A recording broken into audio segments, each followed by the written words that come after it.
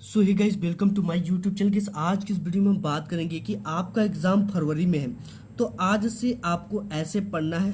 101% मैं पूरे दावे के साथ कर सकता हूं कि पक्का आपका 95% मार्क्स स्कोर करने से कोई भी नहीं रोक सकता। केवल आपको कुछ टिप्स और जो चीजें ट्रिक बताऊंगा उसको आपको ध्यान में रखना है। सभी बच्चे देखो, कोई भी जो टॉपर होता है वो इसी महीनों में अपने ताकत को झोंकता है, ठीक है। तो आपको वो क्या करना है कि आप भी एक टॉपर बनकर उभरो, तो वो इस आज के वीडियो में वही चीजों पे मैं डिस्कस करने वाला हूँ, ठीक है। तो सबसे पहले मैं बात करूंगा कि इस वीडियो को दो तरह के छात्र देख रहे हैं, ठीक है। पहला वो छात्र हैं जिनकी तैयारी केवल 30% हुई है। दूसरा वे छात्र जिनकी तैयारी 70% की हुई है, ठीक है। तो इन दोनों के लिए मैं ऐसा ट्रिक बताऊंगा कि तो 95% मार्क्स तक आप भी स्कोर कर पाओगे। तो देखो आपको करना क्या है, ठीक है। सबसे पहले आप समझ लो कि वर्क्स कितने प्रकार के होते हैं, ठीक है। जो आपके वर्क होते हैं वो 3 प्रकार के होते हैं। सबसे पहला होता है smart work, hard work, work, ठीक है। तो आप देखो ये इसका समय बीत गया, हार्ड वर्क भी करने का समय बीत गया और स्मार्ट वर्क करने की जरूरत है। अब देखो स्मार्ट वर्क कैसे करना है आपको।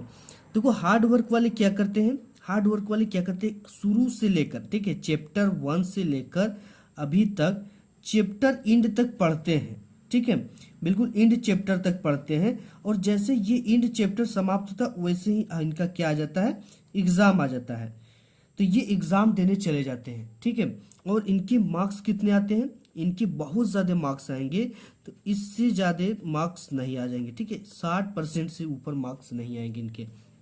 और देखो हार्ड वर्क वाले क्या होते हैं कि हार्ड वर्क करते खूब ज़्यादा मेहनत किया, ठीक है, बहुत अच्छे से मेहनत किया, फिर क्या करें, ये पूरा किताब लेकर शुरू से रिवीजन करना स्टार्ट कर देते हैं और किताब से ही रिवीजन करते हैं। सोचते कि बाद में तैयारी करना है, ऐसे ऐसे करना है, तो किताब लेकर रिवीजन करते हो, काफ़ी मेहनत करते, मेहनत करने के बाद जो इनका रिजल्ट आता है केवल 70% मार्क्स का ही आता है। और स्मार्ट वर्क क्या है कि आपने जितना भी पढ़ा, ठीक है, जितना भी आपने पढ़ लिया उसकी बात छोड़ दो आप, या आप बिल्कुल नहीं पढ़े हो, ठीक है, बिल्कुल नहीं पढ़े हो, तो आपको क्या करना है कि इस जो भी इंपॉर्टेंट क्वेश्चन है जो कि बोर्ड एग्जाम में हर साल पूछे जाते हैं उनको आपको केवल पढ़ना है और उसको ट्रिक से पढ़ना है। और ये भी देखना है कि अगर कोई भी क्वेश्चन बोर्ड एग्जाम में नहीं आते तो उसको किस ट्रिक से लिखे, कौन से तरीके को लगाएं कि उस पर टीचर पूरा का पूरा मार्क्स दे दे, ठीक है। यानी टीचर को किस तरह से हम ठग पाएं, ये चीज़ें मैं आपको बताऊंगा। और कई वीडियो ऐसी हमारे चैनल पे अवेलेबल, आप वहां से जाकर देखकर बिल्कुल अच्छी नॉलेज प्राप्त कर सकते हो, ठीक है। क्योंकि आज का ये वीडियो दूसरे टॉपिक का है तो इस पर मैं ज़्यादा नहीं फोकस करूंगा। तो आपको स्मार्ट वर्क करने की ज़रूरत है। तो स्मार्ट वर्क आपको कितने परसेंट लाएगा, 90%, 95% तक आप ला सकते हो।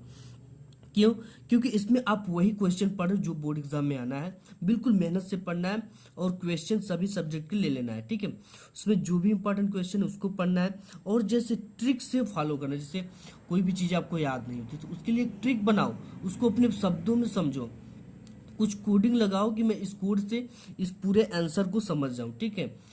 जैसे कि हम लोग बता दें आपको कि सोरठा छंद जब याद करते थे, ठीक है, तो सोरठा छंद का जो उदाहरण होता था वो भूल जाता था, ठीक है। तो हम लोग तो इसके लिए हम क्या करते थे, यस यस एक ट्रिक बनाए थे कि इसका तो सोरठा छंद का उदाहरण बहुत ज्यादा कंफ्यूजन हो जाता था, तो सोरठा छंद का उदाहरण ये यस लगा देते थे, यस यस, यानी सुनि केवट के बैन प्रेम लपेटे अटपटे, ये वाला उदाहरण, ठीक है। जैसे आपको साइंस में हो गया तो ट्रिक क्या लगाएंगे, जैसे अवतल दर्पण के लिए, ठीक है, अवतल दर्पण के लिए जो फोकस होता है वो ऋणात्मक होता है और जो उत्तल दर्पण के लिए फोकस होता है वो धनात्मक होता है। तो एफ बराबर अरुध हम सूत्र इसका याद कर लेते थे, ठीक है। यानी कि अगर ये अवतल दर्पण है तो इसके लिए ऋणात्मक रहेगा, उत्तल दर्पण है तो फोकस धनात्मक रहेगा, ठीक है। इस तरह से आपको स्मार्ट वर्क करना है। और आपको हम बता दें कि सभी सब्जेक्ट के आपको क्वेश्चन बैंक ले लेना है, मार्केट में आ गए हम। सबसे ज्यादा महत्वपूर्ण प्रश्न पढ़ें, जो चैप्टर पढ़ें उनके इंपॉर्टेंट क्वेश्चन को क्वेश्चन बैंक से ही सॉल्व कर लें, ठीक है। क्वेश्चन बैंक से आपको सॉल्व करना है जो सबसे महत्वपूर्ण क्वेश्चन है। और आपको पता कैसे चलेगा कि वो क्वेश्चन महत्वपूर्ण है, आप देखोगे तो वो दे रखेगा इस तरह से कि ये 2022 में आया हुआ है, 23 में आया हुआ है, 24 में आया हुआ है, 25 में आया हुआ है। इससे आपको क्या चलेगा कि ये क्वेश्चन इंपॉर्टेंट है। आपको उन महत्वपूर्ण बिंदुओं पर फोकस करो जो एग्जाम की दृष्टि से काफी ज्यादा महत्वपूर्ण है। तो आपको इन सब बिंदुओं को ख्याल रखना है और आपको कम से कम 3 year old model paper solve करना है। अब देखो ये मॉडल पेपर के लिए मैं क्यों ज़्यादा से ज़्यादा प्रेशर कर रहा हूँ, क्योंकि अगर आप 3 मॉडल पेपर सॉल्व कर लेते तो मैं पूरे दावे की कह सकता हूँ कि आपका 60% मार्क्स बिल्कुल पक्का हो गया, क्योंकि इसी 3 साल 5 साल से बनता है पेपर, 5 साल पीछे के पेपर को लेकर।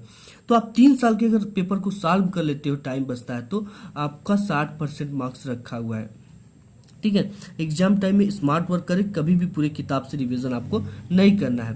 देखो 3 ईयर के मॉडल पेपर सॉल्व, कभी कभी ऐसा होता है कि ज़्यादा से ज़्यादा क्वेश्चन मॉडल पेपर से जरूर फंसते हैं। ठीक है, तो इसके बाद देखो सभी सब्जेक्ट इंपॉर्टेंट होता है और सभी सब्जेक्ट को समान समय दे। अगर देखो जैसे हिंदी है, ठीक है, हिंदी को भी आप कितना 30 मिनट पढ़ो। ये नहीं कि चलो यार एग्जाम आएगा तो हिंदी तैयारी कर लेंगे, ऐसा आपको नहीं सोचना है। इंग्लिश को भी आपको भोर में उठना है, इसके शॉर्ट और लॉन्ग आंसर, और जो लॉन्ग टाइप के आंसर होते हैं उन्हें लिख लिख कर प्रैक्टिस करनी है। ठीक है, मैथ को भी आपको 2 आवर देना है। कितने आवर? 2 आवर, इसे 1 आवर दे दीजिए। इसके बाद आपको साइंस को भी 2 आवर देना है। ठीक है, साइंस भी उतना ही इम्पोर्टेंट है।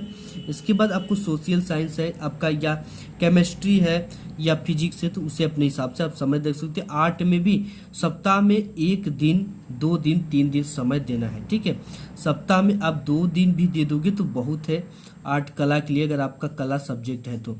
इसके साथ जैसे मैं आपको बता दूं कि अगर आपने हिंदी में, आपका मैथ बहुत अच्छा है, ठीक है, आपने मैथ में अगर 70 मार्क्स का है तो 70 मार्क्स में से आपने 65 मार्क्स ला दिया, और आपने हिंदी में कितना लाया? 70 में हिंदी में आपने ला दिया 30 नंबर, तो ये आपके रिजल्ट को बिगाड़ देगा। ठीक है, तो देखो 70 नंबर का ये भी है, 70 नंबर का ये भी है, 70 नंबर के, तो सभी सब्जेक्ट को आपको समान समय देना है और इनकी तैयारी अच्छे से करना है। इसके साथ ही साथ मैं बात करूँ कि सभी सब्जेक्ट का रिवीजन करें। आपकी कोशिश यह होनी चाहिए कि रिवीजन लिख लिख कर करें। इससे होता क्या है कि आपकी राइटिंग तो सुधरेगी, आपका दिमाग लिखी हुई चीज़ों को अच्छी तरह से पकड़ता है, और एग्जाम हॉल में अगर आप जाते हो ना तो याद किया हुआ चीज़ भूल सकते हो, लेकिन हाथ से लिखा हुआ चीज़ जल्दी से जल्दी याद हो जाता है। दिमाग पर जब प्रेशर पड़ता है तो आपका कैरेक्टर ऑटोमेटिक बाहर आ जाता है। तो इस सब चीज़ का आपको प्रैक्टिस करना है, और क्वेश्चन पेपर के सभी प्रश्न को आपको हल करने की कोशिश करना है, चाहे वो कोई भी क्वेश्चन आ जाए। आपको अपने से बनाकर या उस चैप्टर से रिलेटेड कुछ भी लिखना है, लेकिन आपको लिखना है। तो इस आज की वीडियो में बस इतना है। मिलूंगा एक नेक्स्ट वीडियो में, तब तक के लिए धन्यवाद।